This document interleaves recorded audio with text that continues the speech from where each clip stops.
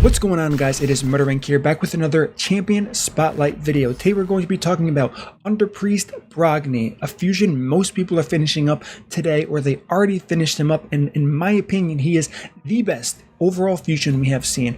Now, key word overall here, there are definitely better niche fusion champions, fragment champions, but overall best in my opinion. This guy takes it hands down. As far as his looks, he definitely looks really cool. I like this nice gemmed theme he does have going on for him. Going over her kit really quickly, since most of you already have him, we have an A1 with an HP burn. We have the A2 that can remove buffs and also increases the value of shield buffs based on the damage Underpriest Brogni actually does. We have an A3 with a block debuff, increased attack, and a shield based on Underpriest Brogni's max HP. This shield buff cannot be removed at all. Finally, moving on to his passive, whenever an ally under a shield buff is attacked, it reflects 25% of the damage on the shield back to the attacker, also healing the ally by 25% of the damage inflicted of that shield. In for his aura, we do have ally resistance increase in Doom Tower battles by 60. Alright guys, so by now if you have Underpriest Brogni, a lot of people are wondering, where can I use him? Where should I use him? Now keep one thing in mind.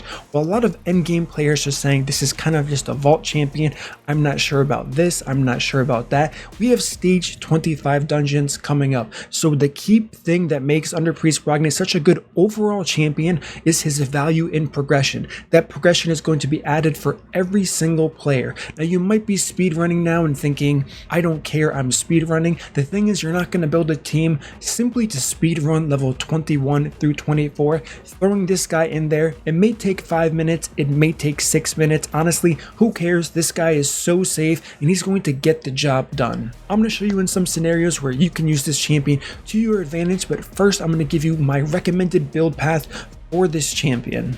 So starting off here, we do have the banner. I'm going to recommend HP on the banner with HP percent and speed in the substats. As far as the necklace goes, I recommend HP on the necklace with crit damage substat. For the ring, pretty self-explanatory, HP ring with HP percent. Moving on to the boots now, I do recommend speed boots with HP percent and crit rate if possible. If you have very strong gear, HP percent boots with speed in the substat. As far as the chest piece goes, you want HP percent on the chest piece, followed by crit rate and speed on the substats. Moving on to the gloves here, you want HP percent, crit rate, speed as well. For the weapon, you do want HP percent and speed as the main focus there. For the helmet, once again, HP percent, crit rate, and speed, adding that crit rate. And finally, for the shield, you want HP percent and crit rate, and if you have to, add some speed there as well. So the question is going to be, what is the reasoning behind the build? Why did I build the champion this way? I'm going to show you how I currently have my Underpriest Brogni built. Going over his total stats very quickly, we do have 127,000 health, 205 base speed, 50% crit, and I really like 50% crit. I'm going to show you why when we get to some examples. 103 crit damage, 193 resistance, 130 accuracy, none of that matters at all. Defense, attack, we don't care about it. So why did I pick this build? One thing to consider is I've seen lots of people trying to test this champion already. I did my own testing and a lot of people are looking at this saying he does a lot of damage. Honestly, and I really hope people aren't doing this. Don't build this guy for damage. It's completely counterproductive to what he's capable of doing and the purpose of this guy overall as a champion. So don't build him for damage. You don't need 100% crit rate. I don't think I've ever said that before on a champion, but for this guy it is fine. And once again, I'm going to show you in the dungeon runs why you can get away without 100%. All you need is 50%. I would say is the minimum you can go. Anything higher than that is in fact good. Now that we went over that, these are in fact the masteries that I did go with this champion. The masteries are going to be extremely customizable.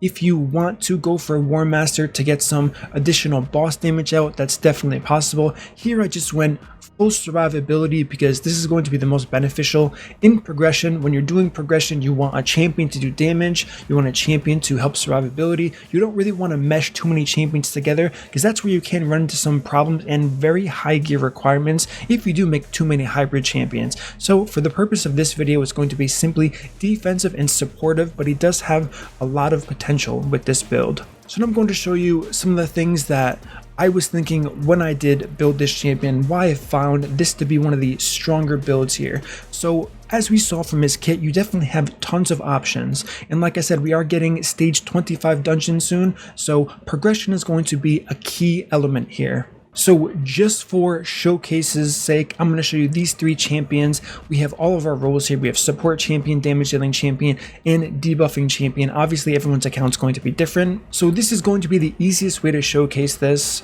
You can use any type of champions you want. You can use a War Maiden instead of Lydia. You can use any damage dealer you can think of to replace Trunda here. Alright, so let's start off this battle here. We have the increased speed defense on weekend that's going to happen first here. And in case you're curious, I might as well just show it and waste the energy. What ability is our friend Underpriest Brogni going to use first on auto? Let's put it to 1x speed. He is going to use the shield extension in this case. So the shield extension is going to go first. Is that good? Is that bad? That's kind of up to you to decide. I'm not perfectly fine with the way that works here. This is why he does need to be speed tuned and why I did recommend speed as a substat. I am personally running HP percent boots with speed, and this Trunda happens to be extremely fast. So what we're going to do is we're going to put in a different Trunda who hopefully is slower. And we're going to run through this again here. So we have... Okay, this is one important thing to consider here. The AI of champions work, I don't want to say very strangely, and there's a lot of conditions for this. Now, there are a few things you can look at here. The last time when Trunda went first, it left lots of enemy champions with low health. What Brogni's AI could have done is said, okay, I'm going to try and use my AoE to kill them instead of using the shield buff here. Or it could have picked up the block debuffs already on Trunda herself and said, she already has one of the buffs that I'm going to provide, so I'm going to use my A3. This is why I don't recommend building a ton of damage here. I'm going to cycle through the abilities here. Cycle through this. Let's go ahead and just burn this A1 on a random guy here. So now what we're going to do is we're going to use this A2 Cavern's Grasp. This is going to increase the quality of the shield here, and this is why I don't recommend building full damage. Okay, look at the shield size. As we can see, if I built 100% crit rate, crit damage, attack percent, I would have missed so much value on that initial shield. Now, why is this so important? If the initial shield is too small and it's broken, you are extending nothing. Nothing, literally nothing, and you're making that A2 useless overall. You really want to focus on HP first, get that solid shield going on your champions, and then use the A2 after that to extend it to a higher potential for sure. And like I said, 50% crit rate, you don't have to crit, it's going to do a lot of work here. So I do really recommend, once again, focusing on HP percent and a little bit of crit rate instead of stacking damage. I think there's no possible reason why anyone should ever be building this guy for damage, because in my opinion, it just makes no sense. So this is going to be the first type of comp you can run with Underpriest Brogni. There is going to be another one, and it's actually quite interesting if you think about it, and I am a fan of it. So I'm going to use my Ursuga here in a shield set. What this is going to do is going to let Underpriest Brogni use that. Hopefully, let's see how the AI works here. I'm actually curious. Okay, so he's going to unfortunately add on to that shield, which isn't as beneficial. So you're going to have to add some type of block debuffs here. Once we get to specify our own AI here, I think it's going to be much better. Let's see if adding block debuff from Sifi is going to be enough. He should be going soon. Yes, okay, so he's going to straight up extend here. So this is a perfect example where Underpriest Brogni is going to extend on the shield set debuff, making it rather large. This could be quite optimal. As we just saw here, it does require having block debuffs on your team as well as a shield from a shield set. This is another strategy you can use in any single dungeon for progression if you want to do that. Is it kind of hard to get all of those debuffs together just to make Brogni work on this path? Yes, however, he is extremely strong, and he has the heal, he has the reflect damage, so this is something I would recommend. Now, this is going to bring us to our second point. Now that I've showed the two best ways, in my opinion, to maximize progression while using Underpriest Brogni. Something that a few of you have probably noticed, I definitely played around with it a bit. You can build Underpriest Brogni in a stun set. You can take advantage of this passive, proccing a stun when enemy champions hit you. Is this going to be the best way? This is going to be an extremely hard build to gear with the stun set. Getting enough HP, getting enough speed, all of these together on top of a stun set. Yes, we do currently have, funny enough, this 2x gear frenzy event going on to get stun gear. That's possible, but you really cannot sacrifice too many stats if you're going to try this stun set thing, where the reflect is considered an additional hit from Underpriest Brogni on any champion, so it's going to provide that stun. Is it very good lockdown? Yes. Can you just bring someone like Still of Drakes instead? Yes, you can. So in my opinion, I wouldn't run that on Underpriest Brogni. I would run what I'm suggesting here. Make sure he's filling that support role really well without having to kind of break your back over getting certain gear for this champion. And with that being said, if you really want to pursue the stun thing, you're going to have to do what I just showcased you with Ursuga. Run someone with a shield set, try to get block debuffs out, so he's just running straight into whatever dungeon you're progressing through, extending that shield, and you're getting multiple chances of getting that stun set onto the enemy team, making sure you're CCing them and your team has much higher levels of success. One thing I do like about this synergy with Underpriest Brogni and his shield set is a shield set is going to reapply at the start of each round through waves when you are doing dungeons. That's going to help a lot. It doesn't just happen in the first wave and then go away for the rest of the run. So there's going to be that constant synergy overall. Now, one thing I do want to talk about that people are saying is bugged and it should be fixed is the heal that happens while champions are under shields. So whenever an ally is under a shield buff is attacked, also heals that ally by 25% of the damage inflicted on that shield. Now there is a slight nuance or bug, as some people said, to how this skill works. If the enemy one-shots your shield, you will receive 0 healing. This can be a problem, and this is why I'm really stressing building this champion with lots of HP, making sure whatever content you're doing, no one's one-shotting your shield. This may be a lot harder in the arena. I am going to get to that in a second. However, if we're talking about strictly dungeons, the HP requirement in dungeons alone is not going to be very high to make sure you never have the shield one-shot, so I wouldn't worry about that mechanic or bug, if you will, too much. I keep saying bug. I don't personally agree with it as it being a bug. I've seen the coding for this skill here. It does work like how masteries work, being shield breaker and other shield effects here. Is it optimal? Definitely not. Can they fix it? Yes, but they have to be careful. I've seen them fix something like this based on how the code works, and if they mess this up, they are going to mess up and break a lot of masteries that are going to pretty much ruin the game, so they have to be very careful with that. I would rather see them leave this as is because of our next topic, and that is going to be the arena. So let's go on, head to the arena, and see what we have going on here. So Underpriest Brogni in the arena. Unfortunately, I don't think he is going to be a solid arena champion for offense, for defense, and this is why. Once again, he has a very high skill requirement and gear requirement to use him here. Thinking about his kit once again, he applies block debuffs, increased attack, and shield on champions. Now, if you're not going first, what's the point of having this? If you're not going the first on your team to protect yourself from a torment, what is the point of having this? And if I'm going to be honest with you, I don't think anyone's going to put their Arbiter's gear on Underpriest Brogni just to get use out of his block debuffs. So one thing that's really cool is we do have a team here that's typically seen on offense, but it is used by this person's defense here. So let's kind of run through things in our heads on what we can do here. You can make a full resistance team using someone like Ursuga, anyone we know with an aura that has resistance. Off the top of my head, I think Warlord has one. We can just stack resistance. What's the problem with stacking resistance with Underpriest Brogni?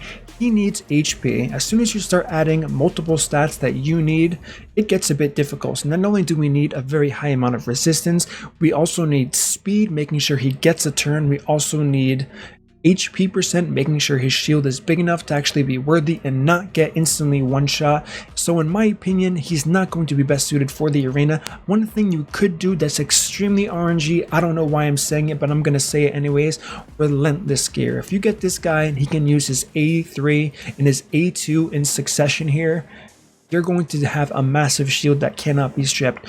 One question that I got a ton on stream and I was texting this guy is, Murder, what happens when Underpriest Brogni faces Suzerain Catan? I tested this out.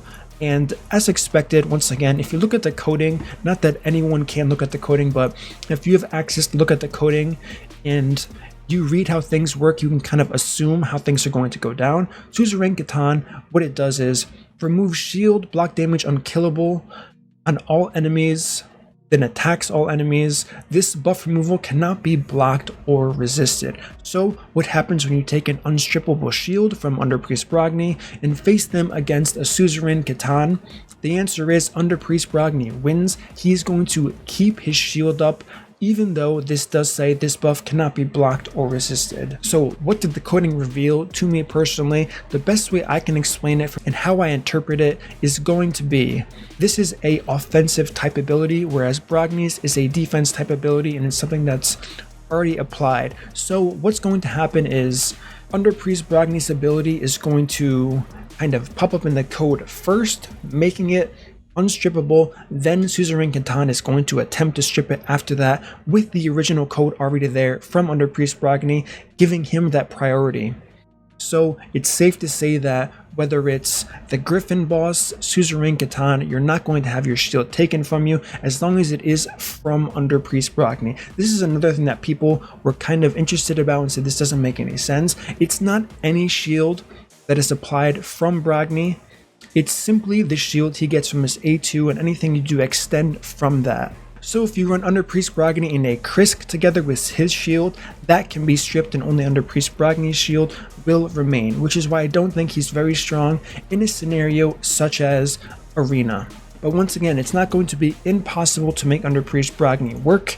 It's just going to take a lot more gear than most people really should be focusing on one champion for one specific area of this game. So one thing I do want to talk about is Clan Boss here. I made 2 videos already for the Clan Boss. Interested to see what this guy can do, which by the way, he is incredible. Cannot stress it enough. This is going to be an amazing Clan Boss champion.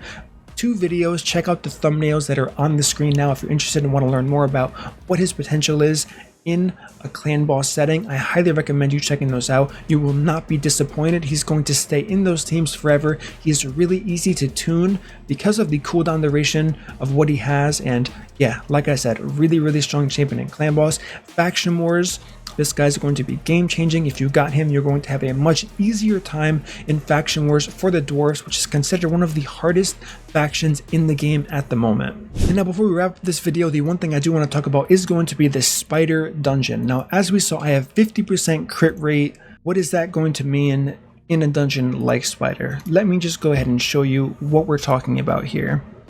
So building damage on this champion, once again, this is just going to prove the point that it's overkill by a ton. We're going to start with defense down and attack up here from Ghostborn. We don't even need this, but we're going to use it anyways because you are going to see we are going to hit shield cap on the second turn here. So first we're going to apply the shield. Let's go ahead and use the A2 there, and then finally another A2. So what's going to happen? All of this good stuff's going to happen. He's going to get healed. And this is why breaking the shield isn't as big of a deal as far as the healing goes. It does take a lot to, in fact, break the shield here. So as we just saw, Underpriest Brogni uses A2 with no damage stacked on this champion whatsoever, literally none. The shield did get burned through on Bad Alcazar. That is something to consider. He's weak affinity, he was taking more damage, and he's faster than Underpriest Brogni. If you wanted to tune him in a team, you might have to speed up Underpriest Brogni's speed a little bit more. That would be ideal here. However, as we can see here, easily hit shield cap. You don't need Bad Alcazar, you don't even need a defense down, and like I said, you don't need any damaging stats on this champion whatsoever. Give him 50% crit, let him hit all of these targets, and he's going to stack up a gigantic shield on your team. One thing to keep in mind, if you don't come into the Spider with the shield, you're only going to have a large shield for a 1-turn duration. This is a blessing and a curse in a way. It's a blessing because you are applying a small shield first, and one of your champions, like we saw with Battle, is going to soak multiple hits from the Spiderlings first, and then it's going to be re-extended after that. So if you don't run a buff extender, this is going to get burned through rather quickly here. As you can see, it only lasted for 1 turn on Septimus before it fell off of him. However, you do have to keep in mind the cooldown duration of this champion and the fact that the team I'm running right now isn't a team that you would normally run Underpriest Brogni in. So with that being said, we do have a 1-turn lapse between when those champions' shield fell off and when I can reapply the shield. So tuning once again is going to come into a big play if you want to use this guy for progression in stage 21 through 25, or if you're just progressing in this game and you want to use this guy for any of the other lower level stage dungeons. I recommend making Underpriest Brogni rather fast in your team, making sure these cooldowns are up, or using something like Reflex Gear and possibly even Relentless, keeping in mind that he can burn through his own shield if you do run Relentless. Alright guys, that is going to conclude my video today on Underpriest Brogni, this best fusion overall in my opinion. Give me your feedback, let me know what you think. This guy was hard to get, there is no doubt about that, so I'm really looking forward to using him for the upcoming dungeon releases that are going to come out. Let me know what you guys think. Where is he going to help you? Where have you already started playing with him? What other kind of builds outside of this video or included in this video are you really looking forward to building on this champion? Give me your feedback because I am curious. As always guys, if you enjoy this content, don't forget to subscribe, turn on the notification bell so you don't miss my next upload, and I will see you all in the next video.